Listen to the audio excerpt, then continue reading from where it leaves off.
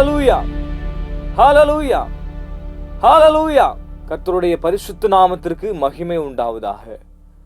இந்த பரிசுத்த வாரத்தின் வியாகுல வியாழன் சிறப்பு ஆராதனையில் உங்களை சந்திப்பதிலே மிக்க மகிழ்ச்சி அடைகிறேன். இந்த வாய்ப்பை ஏற்படுத்தி கொடுத்ததான ரட்சண சேனை மாகாண தலைவர்களுக்கு எங்களுடைய பயிற்சி கல்லூரியின் சார்பாக நன்றியை தெரிவித்துக் கொள்கிறோம். எங்களுடைய பயிற்சி கல்லூரியின் சார்பாக உங்கள் அனைவருக்கும், அதோடு கூட இந்த நிகழ்வை பொறுப்பேற்று நடத்தி கொண்டிருக்கிறதான ரட்சண சேனை கனெக்டிங் கம்யூனிட்டி இந்த மீடியா டீமுக்கும் எங்களுடைய நன்றியை நாங்கள் தெரிவித்துக் கொள்கிறோம். ஏசாயா 53 அதிகாரம் 10 சொல்கிறது, கர்த்தரோ அவரை நொறுக்க சித்தமாகி அவரை பாடுகளுக்கு உட்படுத்தினார் என்று சொல்லி, ஆண்டவராகிய தேவன் இயேசு கிறிஸ்துவை பாடுகளுக்கு உட்படுத்தினார். அவருடைய பாடுகளுடைய ஒரு பகுதிதான் கெத்செமனே தோட்டத்திலே அவர் பட்டதான பாடு. இந்த பாடுகளை நாம் தியானிக்கின்ற இந்த வாரத்திலே ஒரு விசை கூட கெத்செமனே தோட்டத்தில் அவர் பட்டதான பாடுகளுக்கு நேராக நம்முடைய சிந்தையை நாம் திருப்பிக் கொள்வோம். ஆரம்பம் முதலே ஜெப சிந்தையோடு கூட பயபக்தியோடு கூட இந்த ஆராதனையில் நீங்கள் கலந்து கொள்ளும்படியாக உங்களை தயவாக கேட்டுக்கொள்கிறேன்.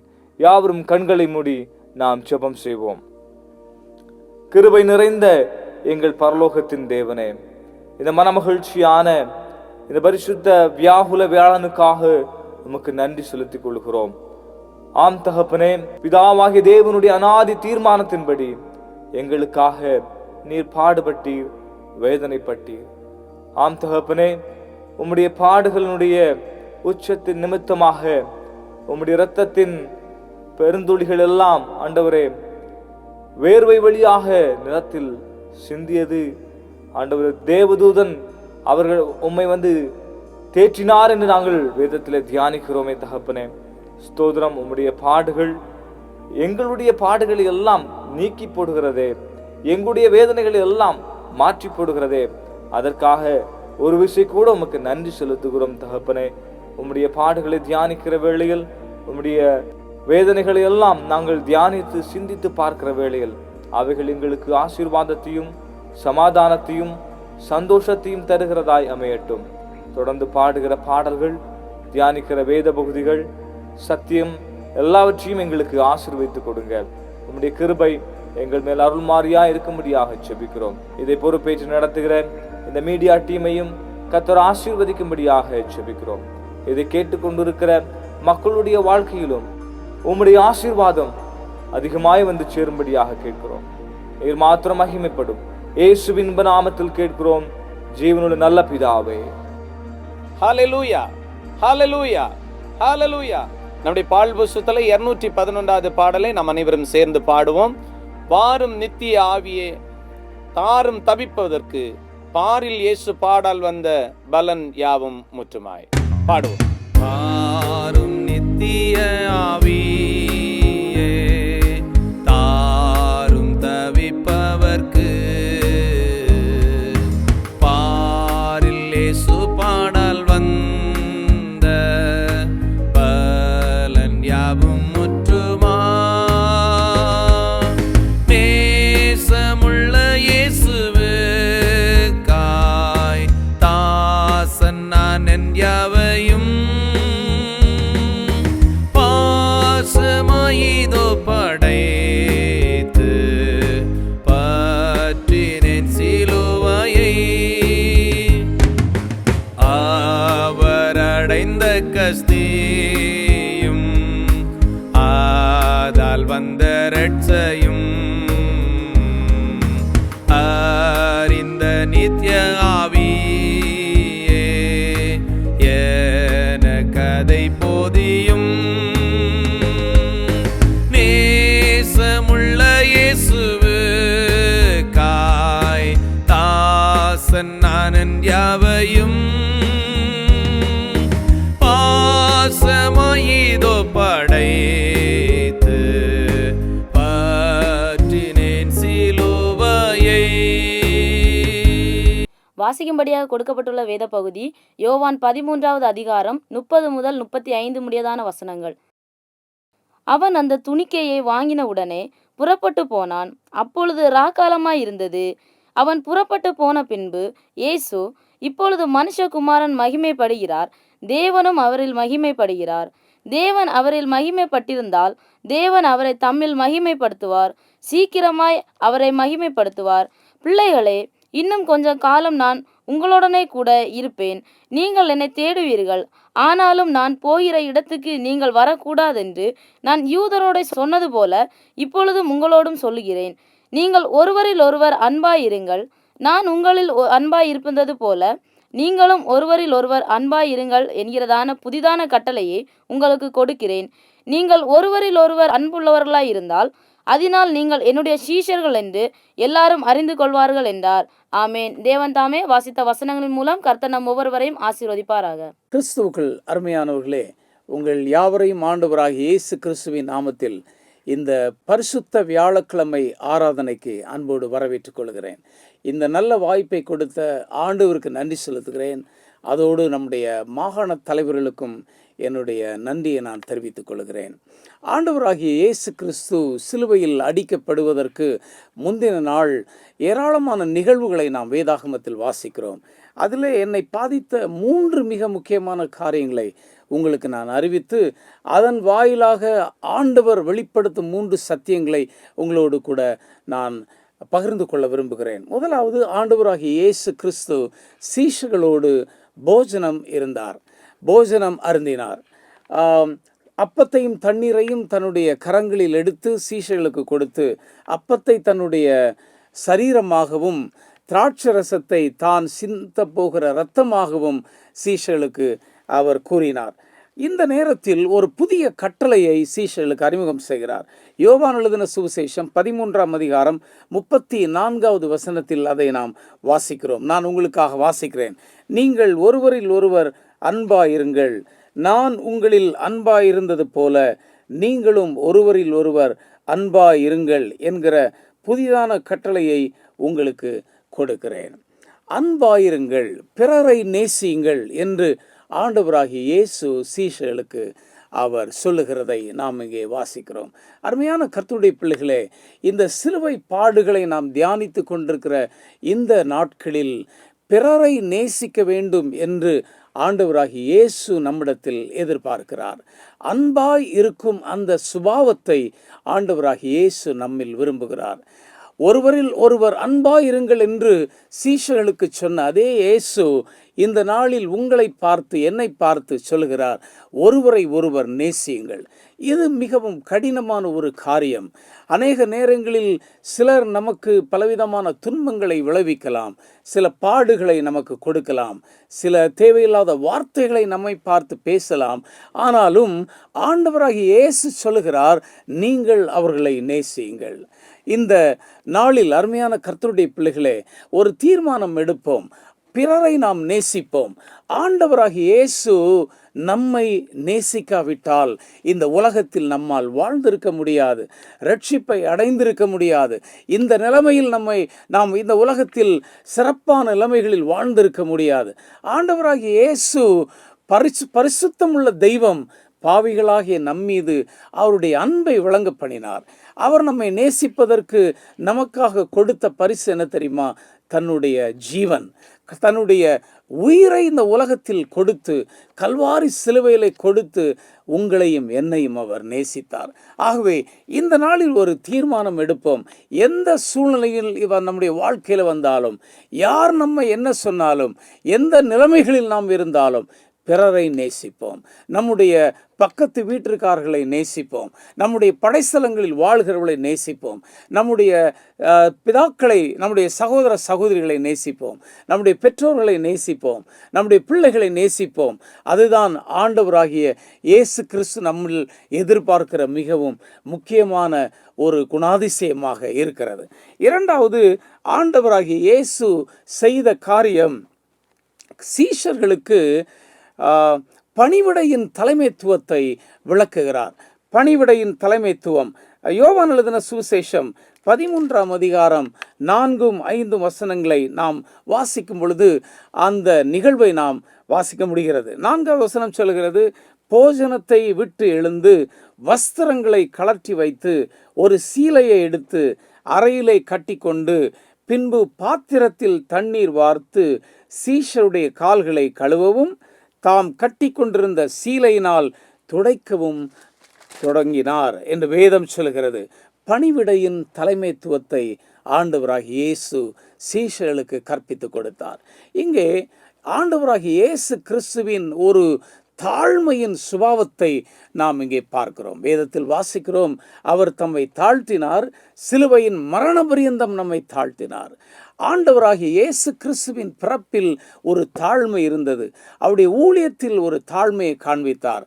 அவர் இந்த உலகத்தில் சுற்றித் திரிந்த எல்லா இடங்களிலும் அவர் தாழ்மையின் வடிவம் உள்ளவராக இருந்தார். இந்த கடைசி நேரத்திலும் கூட சீஷர்களின் கால்களை அவர் கழுவது நிமித்தமாய் ஒரு தாழ்மையின் சுபாவத்தை நமக்கு அவர் காட்டுகிறார்.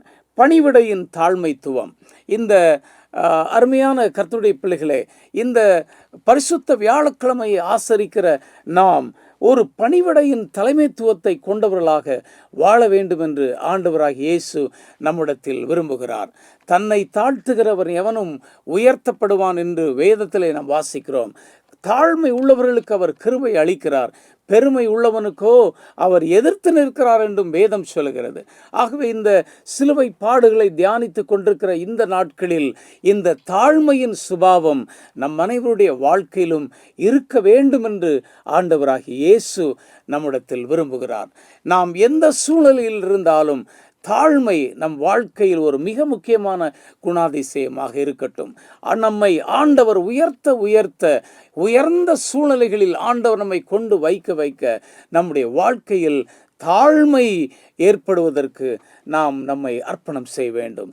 தாழ்மை நமக்குள் ஏற்படும் பொழுது இன்னும் அதிகமாக கர்த்தர் நம்மை உயர்த்த சித்தம் உள்ளவராக இருக்கிறார். ஆண்டவராகிய இயேசுவே அந்த தாழ்மையின் குணாதிசயத்தை அவர் தம்முடைய சீஷர்களின் கால்களை கழுவது நிமித்தமாய் நமக்கு அவர் காட்டினார். ஆகவே இந்த நாட்களில் ஆண்டவரை தியானித்து கொண்டிருக்கிற, சிலுவையை தியானித்து கொண்டிருக்கிற இந்த நாட்களில் அந்த தாழ்மையின் சுபாவம் நம்மிலிருந்து வெளிப்பட வேண்டும் என்று ஆண்டவராகிய இயேசு நம்மிடத்தில் விரும்புகிறார். மூன்றாவதாக ஆண்டவராகிய இயேசு சீஷர்களுக்கு பிதாவோடு கூட கொள்ளும் உறவின் முக்கியத்துவத்தை வெளிப்படுத்துகிறார். நாம் மத்தேயு எழுதின சுவிசேஷம் 26 அதிகாரம் 39, 42, 44 ஆகிய வசனங்களை வாசிக்கும் பொழுது இவைகளை நாம் வாசிக்கிறோம். மத்தேயு எழுதின சுவிசேஷம் 26 அதிகாரம் 39, 42, 44 ஆகிய வசனங்கள் நான் வாசிக்கிறேன். அவர் மறுபடியும் 2ஆம் தரம் போய் 39வது வசனம் சொல்கிறது, சற்று அப்புறம் போய் முகம் குப்புற விழுந்து, என் பிதாவே, இந்த பாத்திரம் என்னை விட்டு நீங்க கூடுமானால் நீங்கும்படி செய்யும், ஆகிலும் என் சித்தத்தின்படி அல்ல உம்முடைய சித்தத்தின்படியே ஆக கடவது என்று ஜெபம் பண்ணினார். 42வது வசனத்தை வாசிக்கும் பொழுது அவர் மறுபடியும் 2ஆம் தரம் போய், என் பிதாவே, இந்த பாத்திரம் நான் பானம் பண்ணால் ஒழிய இது என்னை விட்டு நீங்க கூடாதாகில் உம்முடைய சித்தத்தின்படி ஆக கடவது என்று ஜெபம் பண்ணினார். 44வது வசனம் சொல்கிறது, அவர் மறுபடியும் அவர்களை விட்டு போய் 3ஆம் தரம் அந்த வார்த்தைகள் சொல்லி ஜெபம் பண்ணினார். பிதாவோடு கூட கொண்ட உறவு ஆண்டவராகிய இயேசு கிறிஸ்துவில் அவர் மரிப்பது வரையிலும் இருந்தது. சிலுவையில் தொங்கிக் கொண்டிருக்கிற அந்த சூழ்நிலை வரையிலும் பிதாவோடு தாம் கொண்ட உறவில் அவர் ஒருபோதும் குறைந்து போனதே இல்லை. இங்கே அவருடைய சிலுவை பாடுகள் ஆரம்பிக்கிற அந்த கடைசி நிமிடத்திலும் கூட பிதாவோடு கூட அவர் உறவு கொண்டவராக இருந்தார். சீஷர்கள் தூங்கிக் கொண்டிருந்தார்கள். அவர்களை தட்டி எழுப்பி ஜெபத்தின் முக்கியத்துவத்தை ஆண்டவராகிய இயேசு சீஷர்களுக்கு சொல்லுகிறதை நாம் இங்கே பார்க்கிறோம். அருமையான கர்த்தருடைய பிள்ளைகளே, அநேக நிலைமைகளில் நாம் ஆண்டவரோடு கொள்ளுகிற உறவில் நாம் முறிவு அடைந்தவர்களாக இருக்கிறோம். அநேக சூழ்நிலைகள் நம்முடைய வாழ்க்கையில் வரும் பொழுது, பாடுகள் வரும்போது, வேதனை வரும் பொழுது, கண்ணீர் வரும் பொழுது ஜெபிப்பதில் நாம் குறைவுபட்டவர்களாக இருக்கிறோம். ஆனால் இங்கே ஆண்டவராகிய இயேசு தன்னுடைய பிதாவோடு கூட எல்லா சூழ்நிலைகளிலும் அவர் வைத்த உறவில் எந்த முறிவும் இல்லாமல் இருந்தது. இந்த சிலுவை பாடுகளை தியானித்து கொண்டிருக்கிற இந்த நாட்களில் ஆண்டவரோடு கூட வைக்கிற உறவில் நாம் அதிகமான இன்னும் ஒரு படி அவரோடு கூட உறவு கொள்ளுவோம். ஆகவே அருமையான கர்த்தருடைய பிள்ளைகளே, பிதாவோடு கூட நாம் கொள்ளும் உறவு, ஆண்டவராகிய இயேசு கிறிஸ்துவோடு நாம் கொள்ளும் உறவில் குறைவு வைத்திருப்போம் என்றால், இந்த சிலுவை பாடுகளை தியானித்து கொண்டிருக்கிற இந்த நாட்களில் இன்னும் நாம் ஜெபத்தில் வளருவோம், அதிகமாக ஆண்டவரோடு கூட நெருங்குவோம். நாம் ஜெபிப்பது மாத்திரமல்ல, பிறருக்காகவும் நாம் வேண்டுதல் செய்வோம். இயேசு அதை தன்னுடைய வாழ்க்கையில் செய்து காட்டினார். அவருடைய பிள்ளைகளாக இருக்கிற நீங்களும் நானும் ஆண்டவரோடு கொண்ட உறவில் எந்த முறிவும் இல்லாமல் இன்னும் அதிகமாக அவரோடு கூட உறவு கொள்வோம். அவரோடு கூட நாம் ஜெபிப்போம். நம்முடைய ஜெபத்தை வளர்த்து கொள்வோம். அதிகமாக ஆண்டவரோடு கூட நெருங்க பரலோகத்தின் ஆசீர்வாதங்கள் நம்முடைய வாழ்க்கையில் ஏராளமாக இறங்கி வரும் என்பதில் எந்தவித சந்தேகம் இல்லை. ஆகவே இந்த வியாழக்கிழமை பரிசுத்த ஆராதனையில் 3 காரியங்களை குறித்து நாம் தியானித்தோம். முதலாவது, ஆண்டவராகிய இயேசு சீஷர்களுக்கு ஒரு புதிய கட்டளையை அவர் அறிமுகம் செய்தார். அது பிறனை நேசி என்பதாக. இரண்டாவதாக, பணிவிடையின் தலைமைத்துவத்தை சீஷர்களுக்கு போதித்தார். நம்முடைய வாழ்க்கையிலும் பணிவிடையின் தலைமைத்துவம் ஏற்படட்டும். மூன்றாவதாக, பிதாவோடு உறவு கொள்ளும் பிதாவோடு உறவு கொள்வதின் முக்கியத்துவத்தை சீஷர்களுக்கு ஆண்டவராகிய இயேசு அவர் போதித்தார். நாமும் கூட நம்முடைய ஜெப வாழ்வை அதிகரிப்போம். ஆகவே இந்த 3 காரியங்கள் நிமித்தமாய் ஆண்டவர் உங்களை அதிகமாக ஆசீர்வதிப்பாராக. கர்த்தர் உங்கள் குடும்பங்களை ஆசீர்வதிப்பார். உங்களுடைய எல்லா தேவைகளையும் சந்தித்து கர்த்தர் உங்களை நடத்தி மேன்மைப்படுத்துவாராக.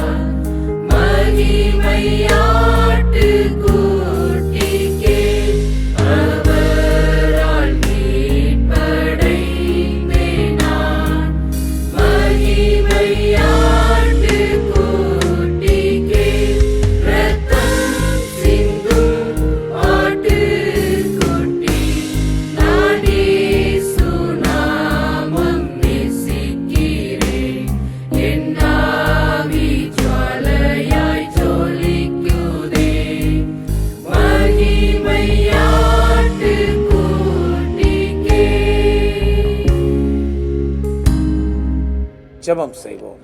நல்ல பிதாவே, உம்மை நன்றியோடு துதிக்கிறோம், உம்மை ஸ்தோத்திரிக்கிறோம், மகிமைப்படுத்துகிறோம், உம்மை வாழ்த்துகிறோம். நீர் நல்லவர், வல்லவர், பெரிய காரியங்களை செய்கிற தேவன். இந்த பரிசுத்த வியாழன் இந்த ஆராதனையில் உம்முடைய பாதத்தில் எங்களை அர்ப்பணம் செய்கிறோம். ஆண்டவரே, நீர் எங்களுடைய வாழ்க்கையில் விரும்புகிற இந்த 3 குணாதிசயங்களையும் எங்கள் வாழ்க்கையில் கை கொள்வதற்கு ஆண்டவரே நீர் கிருபை செய்யும்படியாக நாங்கள் ஜெபிக்கிறோம். பிறரை நேசிக்கும் குணத்தில் நாங்கள் வளர்வதற்கு கிருபை கொடும். எல்லாரையும் நாங்கள் அன்பாயிருப்பதற்கு, எல்லாரிடத்திலும் அன்பாயிருப்பதற்கு எங்கள் தேவன் எங்களுக்கு கிருபை கொடுக்கும்படியாக ஜெபிக்கிறோம். ஆண்டவரே, உமக்கு ஸ்தோத்திரம். தாழ்மையின் குணாதிசயம் எங்கள் வாழ்க்கையில் அதிகமாக இருக்க எங்கள் தேவன் கிருபை செய்யும்படியாக ஜெபிக்கிறோம். உம்மோடு கூட வைக்கிற உறவில் எந்த முறிவும் இல்லாமல் உம்மோடு கூட இன்னும் அதிகமாக உறவு வைப்பதற்கு தேவன் கிருபை செய்யும்படியாக ஜெபிக்கிறோம். இந்த நிகழ்ச்சியை பார்த்து கொண்டிருக்கிற, ஜெபத்தில் கலந்து கொண்டிருக்கிற ஒவ்வொரு மக்களுக்காக நாங்கள் ஜெபிக்கிறோம். எல்லாரையும் கர்த்தர் ஆசீர்வதியும். ஆண்டவரே, அவருடைய தேவைகளை எல்லாம் கர்த்தர் சந்தியும். அவருடைய பலவீனங்களை எல்லாம் கர்த்தர் மாற்றி போடும். அவர்கள் எந்த நிலைமைகளில் இருந்தாலும் ஆண்டவர் அவருடைய தேவைகளை சந்தித்து உயர்த்தி மேன்மைப்படுத்தும்படியாக நாங்கள் ஜெபிக்கிறோம். கர்த்தாவே உமக்கு ஸ்தோத்திரம். இன்னும் அதிகமாக உம்மில் வளர கிருபை கொடும். உம்முடைய அன்பை ருசிக்க கிருபை கொடும். பிறருக்காக ஜெபிக்க கிருபை கொடும். ஆண்டவரே, ஆவிக்குரிய வாழ்க்கையிலும் வளர்ந்து பெருக எங்கள் தேவன் கிருபை பாராட்டும்படியாக ஜெபிக்கிறோம். வாலிப தம்பி தங்கச்சிகளுக்காக, பெரியவர்களுக்காக, வயோதிபர்களுக்காக, குழந்தைகளுக்காக, உத்தியோகர்களுக்காக, ஓய்வு பெற்ற உத்தியோகர்களுக்காக நாங்கள் ஜெபிக்கிறோம். எல்லாரையும் கர்த்தர் ஆசீர்வதிக்க வேண்டும் என்று ஜெபிக்கிறோம். விசேஷமாய் இந்த இரட்சணை சேனை இந்த ஊடகத்திற்காக நாங்கள் ஜெபிக்கிறோம். ஆண்டவரே, இதில் பணியாற்றுகிற ஒவ்வொரு மக்களையும் கர்த்தர் ஆசீர்வதியும். இன்னும் உம்முடைய சத்தியங்கள் அநேக மக்களுக்கு, பூமியின் கடைகோடி மக்களுக்கும் உம்முடைய சத்தியம் சென்று சேர எங்கள் தேவன் கர்த்தர் கிருபை செய்வடியாக நாங்கள் ஜெபிக்கிறோம். உங்களுடைய குற்றங்கள், குறைவுகள், பாவங்களை தயவாய் கர்த்தர் மன்னியும். இரட்சணிய சேனை ஆசீர்வதியும். சேனையின் தலைவர்களை ஆசீர்வதியும். இயேசுவின் நாமத்தில் ஜெபிக்கிறோம் எங்கள் பரலோக பிதாவே, ஆமென். இப்பொழுது நம்முடைய கர்த்தராகிய இயேசு கிறிஸ்துவின் கிருபையும், பிதாவாகிய தேவனுடைய அன்பும், பரிசுத்த ஆவியானுடைய ஐக்கியமும், சிநேகமும், சமாதானமும், ஆசீர்வாதமும், கிருபையும், பாதுகாவலும் தெய்வ பிள்ளைகளே உங்கள் அனைவரோடும் சதா காலங்களிலும் நிறைவாய் நிறைவாய் நிறைவாய் தங்கியிருப்பதாக. ஆமேன், ஆமேன், ஆமேன். ஹல்லேலூயா. கர்த்தருடைய ஆசீர்வாதம்.